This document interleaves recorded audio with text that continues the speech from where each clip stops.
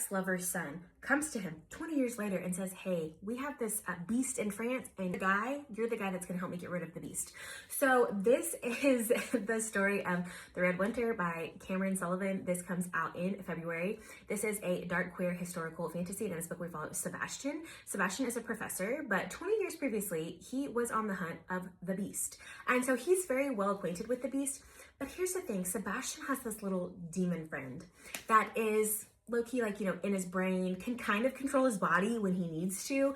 And when I tell you that their relationship was absolutely hilarious, I know that when people talk about like the Night of the Moth and they're always talking about the gargoyle, I'm sorry, I didn't really find that gargoyle funny, but I did find our demon friend in this book very, very funny. And I was cracking up the whole way, which was really needed because, we've got a lot going on.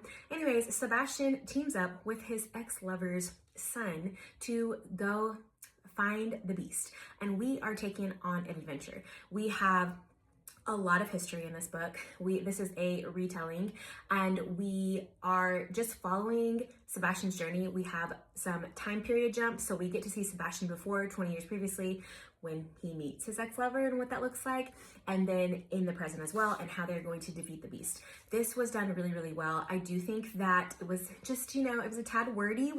There were some parts I was like, okay, the descriptions are beautiful, the world is lush, like I was in the story, but we could have reeled it back just a little bit on some of those details. But I think for a debut novel, I was highly impressed. I listened to the audiobook there.